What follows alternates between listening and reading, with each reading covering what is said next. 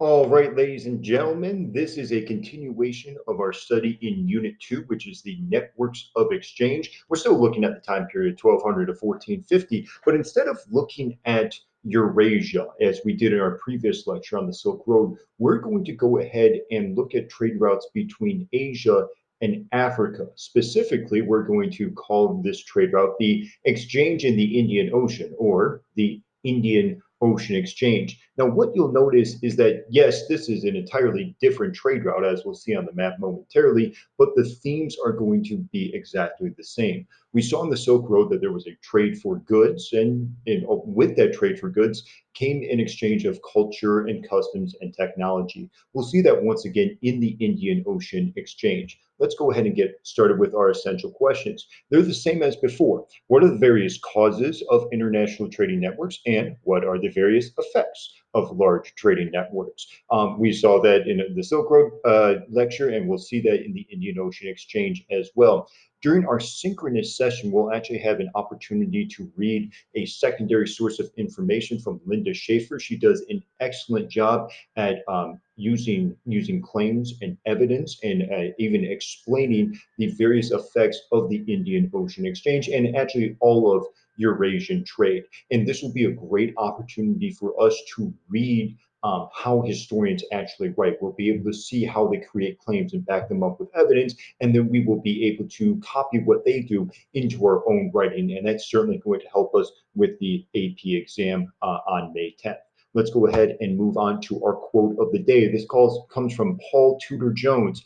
He's a hedge fund manager and one of America's billionaires. He says the secret to being successful from a trading perspective is to have a persistent and undying and unquenchable thirst for information and knowledge. We saw in the Silk Road Exchange that trade wasn't just the exchange of goods, but was the exchange of cultures and customs, information and knowledge. And Paul Tudor Jones is absolutely spot on with this quote, as we'll see in our lecture today. Much of the focus is not going to be on the goods that were demanded, but the customs and culture and technology that was given and received by these various cultures participating in the Indian Ocean Exchange. We'll skip the partner reading. We will skip our rally. We'll do that during the synchronous learning session. Let's look at our map of Indian Ocean trade. So the Indian Ocean Exchange, or if you listen to John Green on Crash Course, the Monsoon Marketplace, which is also a great name for it. So if you call it Monsoon Marketplace or Indian Ocean Exchange, I believe either is acceptable now. I'm going to go ahead and use Indian Ocean Exchange because that's the one I'm more comfortable with. Let's go ahead and point some things out, because I know students sometimes lack geographical skills and don't actually know how to read a map and whatnot. So let's go ahead and point out some of the major areas in the Indian Ocean Exchange. That way we're all on the same page. Down here we have the east coast of Africa. We called this the Swahili Coast in Unit 1, and we're going to discuss why it's called the Swahili Coast a little bit later in our lecture. Now, I do want you to notice some of these major cities like Kilwa and Mombasa. When we get into our primary sources, because we're going to be using primary sources a bit later in our synchronous learning, there will be primary sources that use the phrases Mombasa or Kilwa or Great Zimbabwe. You need to realize that those are names of places on the Swahili coast. So if you see Mombasa and you say, "Oh, gee, I don't know where that is," it's going to be very difficult for you to answer the question. So you need to be familiar with some of those cities and those areas. So here we're going to have many African traders. We talked about Great Zimbabwe in the first unit, and we'll talk about them a little bit later as well. We have our Islamic or our Muslim traders coming out of the Middle East. This is where many of the, obviously, the Islamic traders come from, but also the Omani traders come from as well. They're going to be getting out into the Indian Ocean. This is India right here. Obviously, they are going to be in the Indian Ocean Exchange. And one city that we really should focus on is Calicut, because that will come up in some of our primary sources. And we need to realize that Calicut is in India and therefore part of the Indian Ocean Exchange.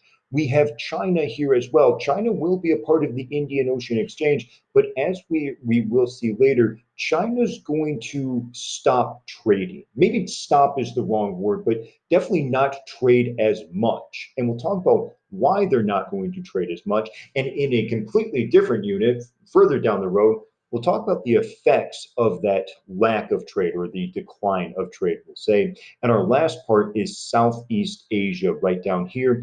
I'm going to refer to it as Indonesia because that's how it's referred to as nowadays. It's called Indonesia. And we're going to see that this part of the world that was formerly Hindu and Buddhist, as we saw in Unit 1 under the Majapahit Kingdom and the Srivijaya Kingdom, well, it's going to switch to Islam. And we'll talk about that a little bit later in this particular lecture.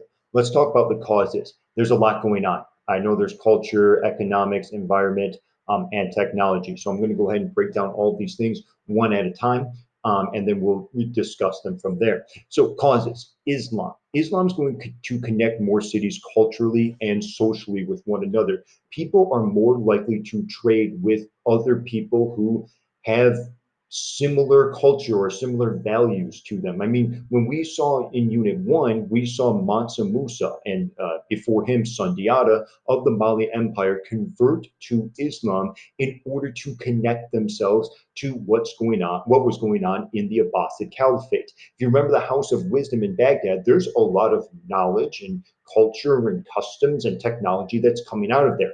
It would be really good for other nations outside of the Abbasid Caliphate to somehow connect to the Abbasid Caliphate so they can have access to all of that knowledge and information. One way to do so is to convert to Islam. So we're going to see a major conversion to Islam, especially on the Swahili coast and in Southeast Asia. And because all of those areas are connected to one another culturally, they're going to continue to trade with one another. The demand for goods. We saw in the Silk Road that there was a European demand for Chinese goods, and therefore there was trade. The same thing is going to happen here. People demand cotton. India can supply cotton, and so India will trade. Malaysia and Indonesia have spices. People certainly demand those, as we're going to see in Unit 4, especially. East Africa has slaves, ivory, and gold. Well, people all across the Indian Ocean are going to demand those goods. And then China has silk and porcelain, which obviously people all across the Indian Ocean Exchange will also demand. So, this demand for goods, this desire to have new and different things from faraway places, well, that's going to lead to more and more trade. Now, the big one here, and this is an example of human beings interacting with their environment, the monsoon winds. What we need to know is that the winter winds from December through February are going to push traders down from India to Africa. The spring winds or the summer winds, if you're a Frank Sinatra fan, are going to push people from Africa back up to India. Now you might say, well, Mr. Cernak, is there any way you could like create a visual for me? That way I could actually see that. Certainly, right there. So what we see is that there's traders in India right here. Now, what they want to do is they want to get down to Africa, but so that way they can trade with all of these cities down here. But they need to use their environment. They don't want to be going against their environment. They want all the help that they can get. And so there are these winds called the monsoon winds that blow down from the north. They come across the Himalayan mountain range, they blow over India, and then they go all the way down to Africa, the November to February monsoon right there. Well, if you're a trader, you can hop aboard a ship, and these monsoon winds are going to push you all the way down to the Swahili coast of Africa, right there. From there you can stay and you can trade and you'll stay for a few months. After all, you don't want to come down here and then try to like leave in January because the wind is blowing against you. That's just not going to work. And so you're going to wait to April or May or somewhere around there, and then you'll go ahead and take the monsoon winds back up to India because those monsoon winds during this time of the year come from the south and blow back up to India. So this is an example of human beings using the environment around them in order to engage in trade. And these monsoon wind patterns are regular. They happen every single year. In fact, they're so regular that travelers got it down to the day. They said that this would be the best day to travel. Like January 7th is always the best day to travel because that's when the winds are the strongest and they're blowing in the correct direction. Or May 15th is the best day to travel back up to India because that's when the spring monsoon is the strongest. And so, what I want you to realize is that the people use the environment around them to trade. That's really what we need to understand about the monsoon winds. Don't focus on the monsoon winds, like the definition of monsoon winds or how monsoon winds even work. What I want you to focus on is how people use those monsoon winds to continue to trade. Let's go ahead and move on. The last one right here is technology. And I'll wait for my thing to go away and then I'll go ahead and talk about it. There it is. So there's a couple different pieces of technology that make trade easier and therefore make trade more accessible to people. The first one's going to be the lateen sails. The second one will be the rudder, and the third will be the astrolabe. Now I'll show you pictures of the lateen sail and the astrolabe on the next slide, but the rudder I'll talk about very briefly. The rudder is at the bottom of a boat, and that allows you to change direction very easily. That's all you really need to know about it. Let's go ahead and move on to the other ones. Over here is the lateen sail. So instead of having these big, giant square masts that are just huge, the lateen sail was a triangle mast here. As you see, this is a triangular shape right here. Now, I can't imagine many of us are sailors, so we might not know the importance of a triangle sail as opposed to a square sail. With a square sail, you can only go one direction. The wind must be directly behind you, and that is the wind will push you in that direction. That's it. That's the only direction you can go. So if the wind is blowing the correct direction, great. But the chance that the wind is blowing the exact direction you need it to is very low. So you need to have a ship in which the wind can be at any direction and you can still harness the power of that wind.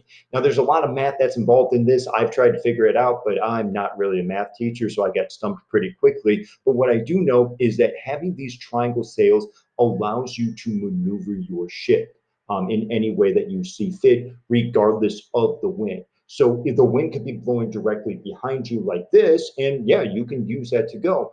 But the wind could also be blowing from the side. It could be coming from this direction over here, and you can maneuver your sails in such a way where you can still harness the power of the wind and go straight. So the lateen sail makes it much easier for people to trade and makes it much easier for people to harness the power of the wind, and therefore causes more people to trade. The astrolabe is, let's say, the smartphone of this time period. Remember, there's no Google Maps or anything like that, so this is what the people are using. The astrolabe is a little bit complicated to use, but what you do is that you actually hold the astrolabe up and you see this line right here.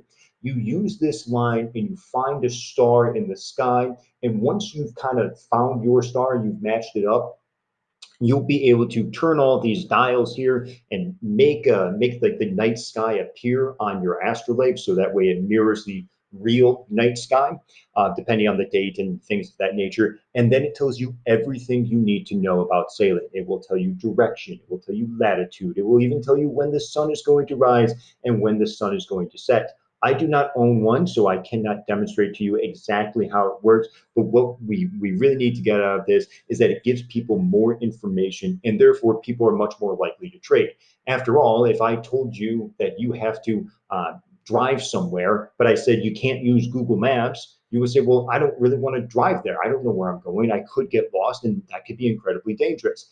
That's how the traders feel too. They feel that if they're going to get lost at the high sea, they can't just pull over to McDonald's and ask the guy, hey, how do I get back on the right track? Like, no, that's just does not exist on the high seas in the Indian Ocean. Having the astrolabe gives people a little bit of security and a little bit of comfort. It gives them an ability to actually know where they are going. And since they have that security, they will go ahead and trade. So to sum it all up, these two things make trading easier. I pretty much could have said that in moved on, but I find it necessary to explain everything. So I apologize for my lengthy explanation. Let's go ahead and move on. The effects, and we'll look at all three of these in detail in the next three slides. The first one is going to be the spread of Islam. The second will be the spread of technology and demand for goods. The third will be diasporic communities. Remember, we talked about diasporic communities with Judaism. We said that the Jews were spread all throughout the world and that these communities were diasporic. They were spread away from their homeland. We're going to see that again with the Indian Ocean Exchange. Let's start with Islam in the Indian Ocean. We see that many of these Muslim travelers, after all, we've said that Islam is the religion of trade and travel. We talked about that back in Unit 1, so I'm not going to bore you with the details right now. We'll see that the Muslim traders eventually get over to this part of the world, which is Southeast Asia, Indonesia, Malaysia, all of this area right here. This area today has the largest amount of Muslims in the entire world, larger than sorry, the country of Indonesia has more Muslims than any other country, which does seem a little bit shocking considering that the Islamic faith started in the Middle East. So how did it get all the way out here? Well, via trade. We know that this area is home to many, many spices, and we know that people demand those spices and are willing to pay a whole lot of money for them as well. So whoever controls this strait, you can think the Strait of Malacca as the door to all the spices. If you control this door, you can control the spices. We see that Muslim traders are going to control this door. They're going to control the Strait of Malacca, and that is going to make them incredibly wealthy. We've already seen this back in Unit 1. The Srivijaya and the Majapahit did the same exact thing. They controlled this area and they controlled access to all of these spices. And so people paid them a whole lot of money, and that is how they enriched themselves. That the Muslim traders and travelers are going to do the same thing. In fact, this area has so many spices and is home to so much wealth that we're going to see other European countries fight for this. We're going to see that the Muslim travelers have it. Well, no, I don't want to say have it first, but they have it in this time period in the Indian Ocean Exchange. But then we're going to see that the Portuguese in the late 1400s come in and they take this area. And then we see the Dutch are going to come in and take it from the Portuguese. And then we see the British are going to come in and take it from the Dutch.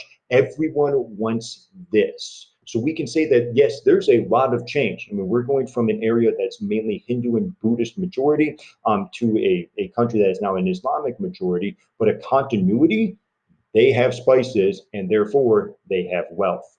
Let's go ahead and move on to our technology and innovations. So we've talked about a lot about technology and information and knowledge. So we see mathematics is coming out of India.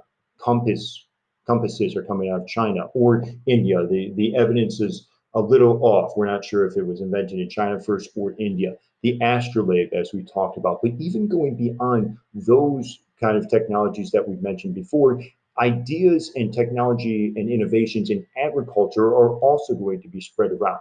Sugar cultivation is going to be spread through these trade routes coming out of India. Champa rice. We said that champa rice was an incredibly important part to the Song dynasty. After all, champa rice was a more efficient way to grow rice, and more people had more food, so more people could move into the cities. And now you have urban growth, which led to more knowledge and more technology. Well, the Song dynasty got that from Southeast Asia via trade. We already talked about the rudder and we all already talked about the lateen sail. What you need to get out of this is that all of these technologies, all of these innovations are now everywhere because of trade. So the ideas of sugar cultivation, yeah, that's going to be everywhere now, including Europe, as we'll talk about when we get to Unit 4. The idea of using a lateen sail, well, that's going to be everywhere as well, including Europe, which we'll talk about more in Unit 4. The astrolabe is going to be everywhere, including Europe, which we'll talk about in Unit 4. So what we need to see is that this is going to all of this knowledge and technology and information is incredibly important, and now it's everywhere because of trade. Let's move on. Last one right here is the diasporic communities and syncretism. We talked about the Swahili coast. I'm going to jump back to the map very quickly. We said that this is the Swahili coast. Well, why do they call it the Swahili coast? There's a new language that has a combination of Bantu, which is African language, Arabic, and Hindu languages, and all those languages combined on the eastern coast of Africa. Alarm bells should be going off in our head. We should be going absolutely nuts, and we should be saying to ourselves, "Wait a second, this is an example of syncretism," and it absolutely is. We've talked about syncretic religions, but we haven't necessarily talked about synchronous languages. And this would be an example of a syncretic or an example of syncretism in language there. So the Swahili coast, that's how it gets its names. We see that because of trade, new urban areas are going to arise. Trade leads to wealth, wealth leads to urban areas. Urban areas lead to knowledge and technology. And we'll talk more and more about those urban areas in units 3, 4, and 5. We see that the big urban areas on the Swahili coast were Kilwa and Mombasa. And the last one is you're going to find many Arabs and therefore many Muslims in East Africa. This is a piece of evidence that shows that there were Muslim traders in the East Africa. This is a mosque, so it's an Islamic holy house in Kenya, which is on the east coast of Africa there.